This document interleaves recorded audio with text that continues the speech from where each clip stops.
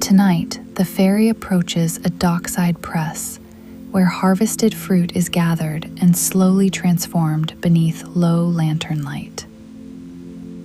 Barrels rest in ordered rows, and the rhythm of turning wood and weight guides the work through the night. Settle in now. The sea is level, and the work ahead moves at its own deliberate pace. The hull moves forward at an even pace, water parting cleanly along its sides. Broad swells lift the ferry and lower it again without changing its course. The horizon lies low and level, dividing dark sea from darker sky. A narrow band of lantern light appears ahead, resting close to the waterline. As the distance closes, the glow separates into steady individual lights. The ferry continues toward the orchard press at the same steady speed.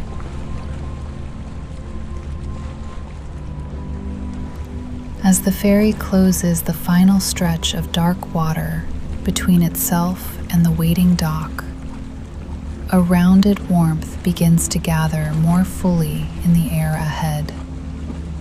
Mellow and grounded, like fruit resting beneath lantern light that has burned long enough to soften both wood and shadow.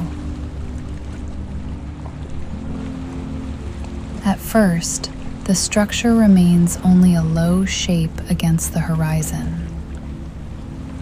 Lantern glow rests close to the waterline, amber held against deep navy. The sea stays open on every side, wide, level, unbroken. Nothing interrupts the surface. No passing wake, no distant craft. Then the scent reaches you with greater clarity. Crushed apple skin, warmed by timber. A faint dryness of oak beams holding heat in their grain. Something fuller beneath it all. The dense sweetness of fruit already pressed once before. It drifts across the water without urgency, arrives, settles, returns again. The glow widens gradually. What had seemed like a single band begins to separate into distinct lantern points set along a timber edge. As the ferry draws nearer, the orchard press house resolves first. Its roofline sits low and solid against the dark. Thick beams brace the eaves. A wide doorway stands open beneath a simple overhang, its frame worn smooth where hands have passed over time. Light remains within the structure rather than spilling outward. Contained, measured, warm.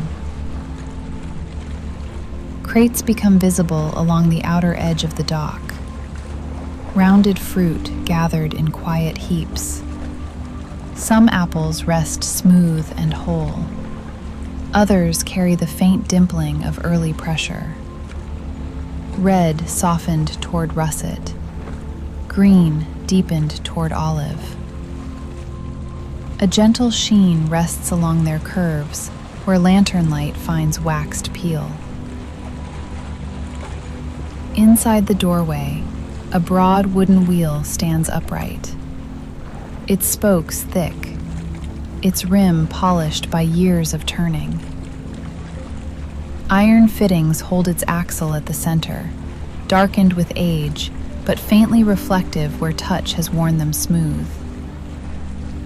A heavy beam extends inward from that wheel, suspended above a circular pressing bed lined with woven matting. The structure appears poised rather than active, waiting. Only after the press house settles clearly into view do the darker shapes behind it begin to separate from the night. The surrounding settlement rests farther back, its lanterns dimmer than the working dock at the center. Connected walkways stretch outward in narrow lines across the water. No movement crosses them. No door opens. Beyond the outermost roofline, the sea continues without interruption. The entire village floats within open darkness. Amber reflections lengthen across the narrowing water between ferry and dock, bending gently with the slow rise and fall shared by hull and timber alike. The scent feels anchored now. Warm apple, pressed pulp, oak holding quiet heat. The dock boards sharpen into view, long grain running parallel to the water, faint marks where crates have been drawn across their surface. Barrels rest just inside the press house wall. Their curved sides catch lantern glow in softened arcs. Metal hoops circle each one, dark and matte rather than bright. A shallow trough beneath the beam waits to receive what will gather there. Empty for now. Patient. Everything rises and lowers together with the water beneath it. Dock, press, distant walkways. The orchard press remains the warmest point within that arrangement. Not brighter than the night, simply fuller in tone. The final stretch of water narrows to a quiet corridor edged with amber reflection, and the approach continues at the same measured pace as ferry and dock draw into gentle alignment within the hushed, floating settlement. You reach for the small brass bell near the cabin doorway and prepare to let its tone travel gently across the platform. You allow it to sound once. The note moves outward in a rounded arc. It carries across the water without sharpness, softening as it goes. Then it settles into the larger quiet. Nothing answers it. The dock remains as it was, lanterns unmoving, doorway open, wheel still. Water folds quietly between hull and timber as the remaining distance closes. The ferry shifts closer in small increments. Wood approaches wood. You gather the mooring rope in your hands. Its fibers feel coarse, but familiar against your palms. You cast it in a smooth arc toward the post. The line lands cleanly. You draw it inward at an even pace, feeling the ferry respond to the slight change in tension. The hull edges nearer, then comes to rest. You wrap the rope once around the post, then again. The line holds without strain, balanced between vessel and dock. The scent of apples feels fuller now, closer to its source. Warm pulp, opened skin, timber carrying faint retained heat. You lift a lantern from its hook and wait for the swell to bring ferry and dock into alignment. The movement beneath you is gentle, predictable. When the boards meet at even height, you step across, board to board. The dock feels firm underfoot, though it shares the water's subtle motion. Faint lines mark the planks where crates have been moved over time. The wood shows care, oiled against weather, maintained without polish. Crates rest along the outer edge of the platform, apples gathered in layered rows. Some sit perfectly rounded. Others carry small impressions where earlier weight has softened them. Red deepened into muted russet. Green turned darker beneath lantern glow. A fine sheen rests along their skins. The air here feels thicker, the warmth of fruit held close to wood. You move toward the open doorway. Up close, the scale of the wheel feels broader than it did from the water. Its rim bears the faint polish of many hands. Iron fittings hold the axle at center, darkened but smooth. The beam stretches inward toward the pressing bed, heavy, balanced, suspended. Barrels line the inner wall. Their curved sides catch lantern light in softened arcs. Metal hoops sit matte rather than bright. Beyond the orchard dock, along the outer walkways of the settlement, lanterns burn lower and more distant. No movement crosses those planks. No voice carries across the water. The wider village remains quiet around the working platform. You pause at the threshold. Cooler air rests lightly against your back. Warmer air gathers ahead. For a moment, everything holds. The ferry resting where you left it, the wheel upright, the beam suspended above waiting fruit. Then, from within the press house, the wooden frame shifts by a small measure. A low sound moves through the timber. Not sharp, not abrupt. Simply wood responding to weight. The wheel begins to turn, slow enough that each spoke can be followed as it passes. The beam lowers slightly, and the first gathering of pressure begins.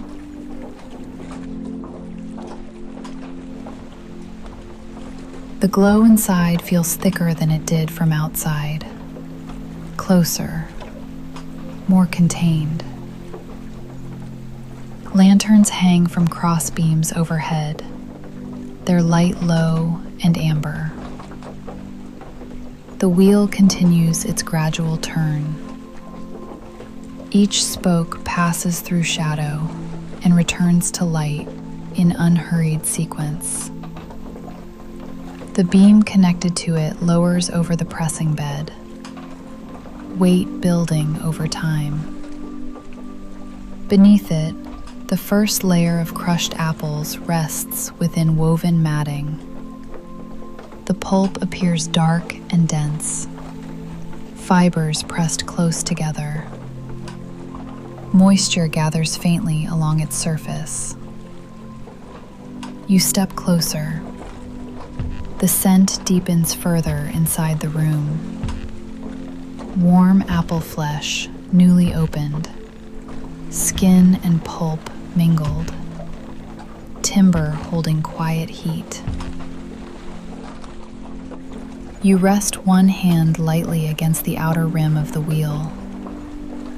The wood feels smooth beneath your palm, cool at first touch, then gradually warmer. The motion continues beneath your hand, measured, even. The beam lowers further. The woven matting compresses. A faint sound passes through the timber frame as weight transfers downward. The trough beneath the pressing bed begins to darken along its inner edge. A thin line of juice forms. It gathers along the shallow channel carved into the timber, then begins to move. The liquid carries a muted amber tone, clouded with pale gold.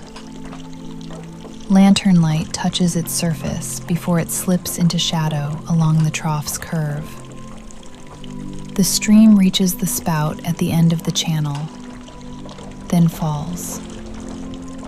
A narrow ribbon of juice descends into the waiting barrel below.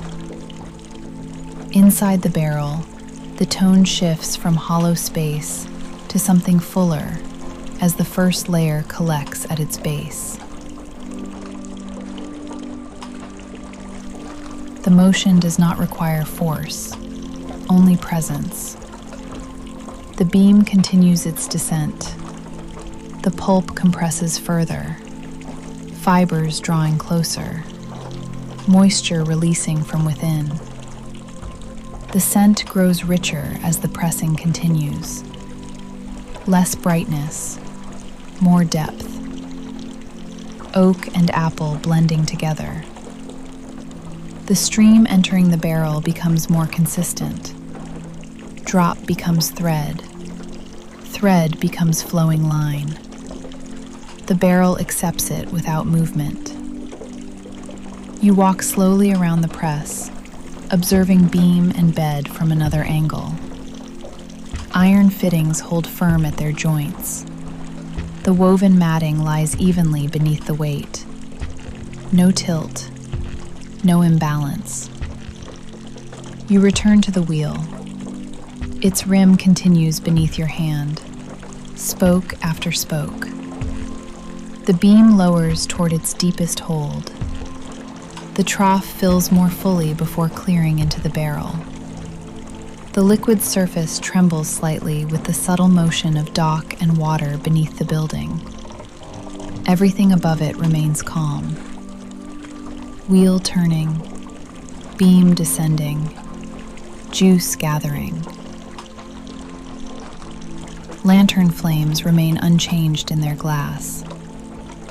Barrels along the wall stand in quiet rows. Crates of apples wait along the far side of the room. The pressing reaches its fullest weight. The beam settles into its lowest hold. The wheel slows. The stream of juice continues to gather below. Full, warm, earth-toned beneath amber light.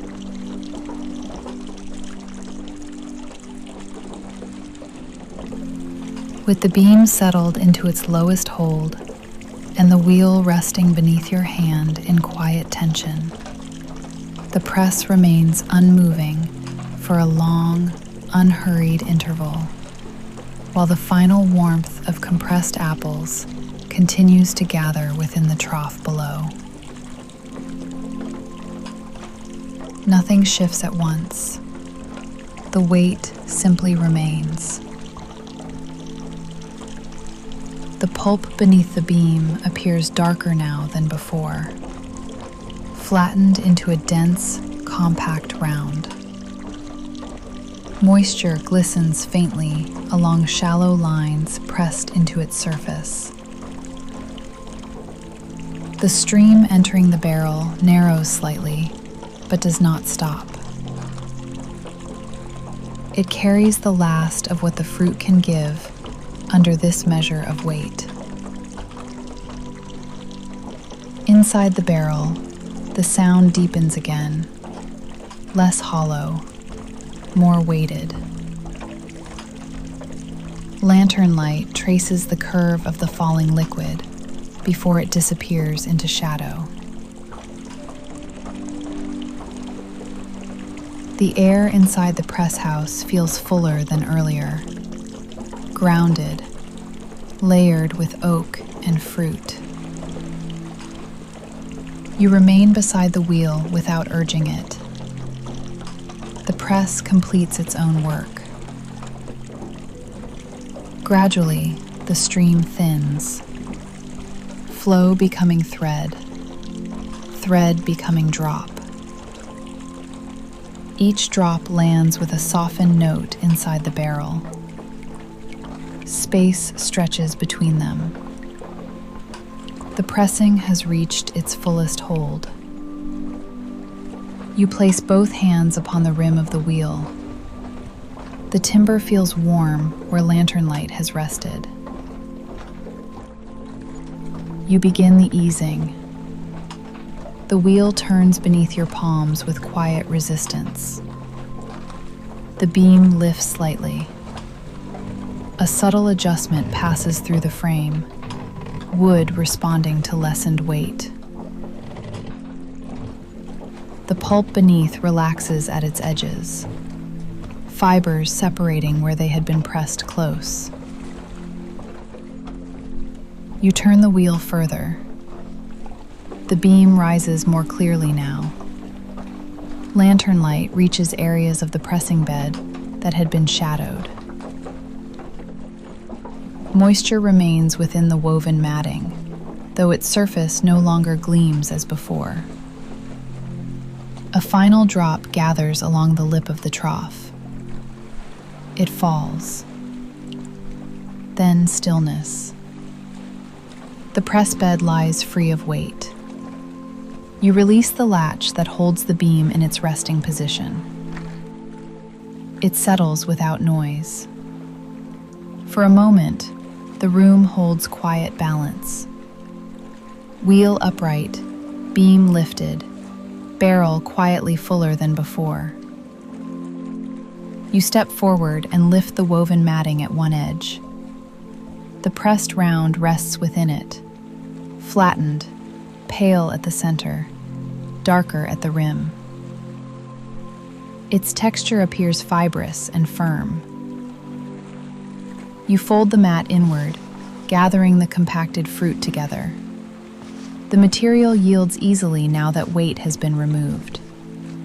You lift the round with both hands and place it into the shallow crate reserved for spent pressings. Several others rest there in neat layers, drying gradually in lantern warmth. You return to the pressing bed. The timber beneath shows faint impressions from the woven fibers. You take a folded cloth and draw it once across the surface. The motion is slow and even. Residual moisture lifts away. The grain of the wood becomes clear again, long lines running beneath your hand. Fresh apples wait in their crate nearby.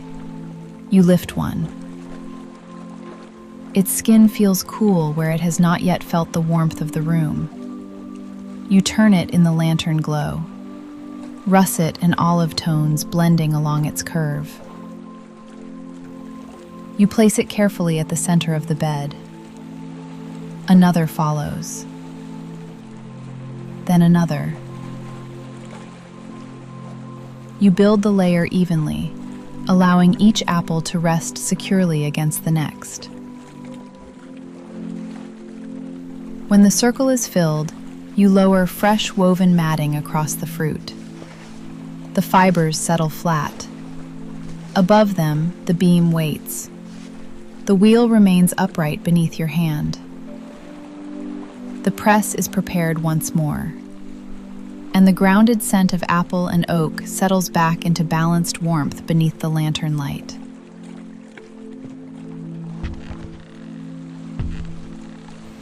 You step away from the wheel and turn your attention toward the barrel that now holds the gathered warmth of apple juice within its curved oak frame. The barrel stands quietly beneath the trough. Its surface carries the subtle sheen of lantern light along rounded staves. Iron hoops circle its body, matte and dark against the timber. You rest your palm against its side. The wood feels cool near the base, where air gathers. Warmer higher up, where light has lingered. You lean slightly closer. Inside, the liquid rests without movement, The depth of it changes the tone of the barrel, less hollow, more contained. You lift the wooden stopper from the table beside you.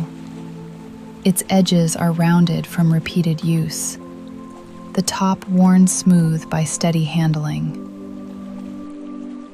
You lower it into the opening carefully. It settles partway. You turn it with gentle pressure. The fit tightens gradually until the wood meets wood securely. Air no longer moves through the top. The gathered juice rests fully enclosed. You wipe once around the rim with a folded cloth. The motion is small, intentional, a final pass across the curve of the barrel. You step back to observe it. Nothing shifts, nothing seeps. Behind you, the press remains prepared. Wheel upright, beam lifted, matting laid. The room feels quieter now than at any point before. The earlier scent of fresh pressing has mellowed. What remains is deeper. Oak, pulp, lantern warmth settled into timber. You move to the nearest lantern. Your fingers find the small control at its base. You turn it slightly. The flame lowers. Shadows lengthen along the rafters.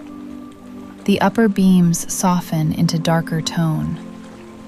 The press house grows calmer in light.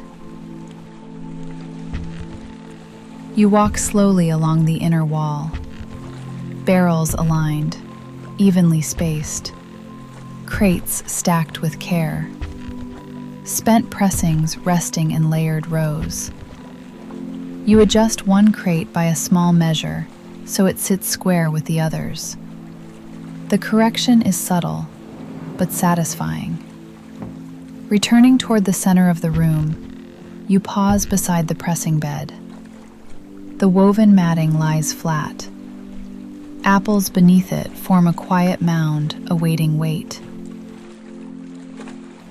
You rest your hand briefly against the beam. The timber holds firm, balanced above its task. You lower a second lantern. The amber tone of the room deepens. Light now pools closer to the floor. Edges blur gently.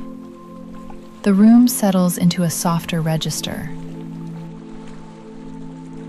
You take one slow walk around the space, listening. The faint sound of water beneath the dock. The stillness of enclosed air. No tools left out. No crate misplaced. No beam unsecured. Everything rests in order. You stand in the center of the press house for a moment longer. Breathing deepens naturally. Inhale. Exhale. The warmth of apple and oak remains balanced within the room. Work completed for now. You turn toward the doorway. Lantern light low behind you. Press prepared. Barrel sealed. And the quiet of the orchard dock waiting beyond the threshold.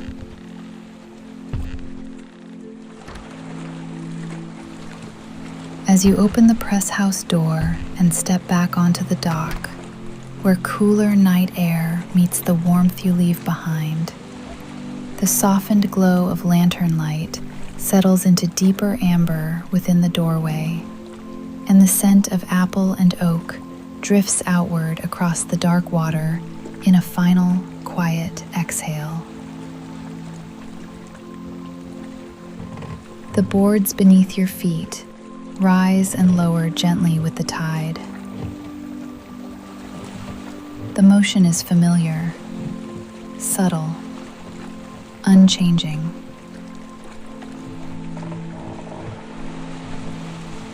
Behind you, the beam remains lifted, the barrel sealed, the lanterns lowered. Nothing calls you back inside. You walk toward the ferry at an unhurried pace. Your lantern casts a small circle of light that moves across the planks as you go. The rope still holds the hull in quiet balance against the dock. You gather it in your hands. The fibers feel slightly cool now. You loosen the first wrap from the mooring post, then the second. The line slips free without resistance. The ferry shifts outward by inches as tension releases. A narrow ribbon of water forms between hull and dock. You wait for the rise of the swell to bring the boards level. When they meet evenly, you step across, board to board. You coil the rope loosely at your side and hang the lantern back on its hook near the cabin doorway. Its glow joins the dimmer light inside. Behind you, the orchard press stands at the center of the quiet settlement, its windows warm but subdued against the surrounding dark. Lanterns along the outer walkways burn lower still.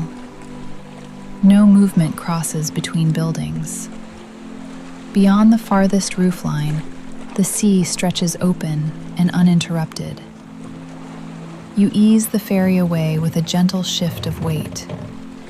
The distance widens gradually. Amber reflections stretch thinner across the water before dissolving into deeper navy. Inside the cabin, you lower yourself onto the narrow bench. The wood supports you evenly. The hull resumes its quiet rhythm above the tide. A slow lift, a soft settling. Lift again, settle again. The motion remains small, predictable, consistent. Water brushes along the side of the ferry, a low, even sound. The air inside the cabin feels cooler than the press house, yet it holds a trace of warmth carried with you. Your hands rest loosely in your lap.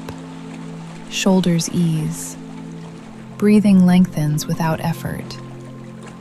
Inhale. Exhale. Through the small window, the orchard press grows smaller. Its glow merges gently with the lanterns of the settlement. Nothing vanishes at once. Nothing changes abruptly. The dock remains where it was. The barrel rests sealed. The beam remains poised above waiting fruit. The ferry continues forward. The sea widens around you. The horizon lies low and level. Lift. Settle. Lift. Settle. The lantern beside the cabin door burns low. The hull moves onward at the same measured pace. Open water surrounds you now. Wide, dark, calm. And the warmth of apple and oak rests quietly within memory as the ferry carries you onward into the night.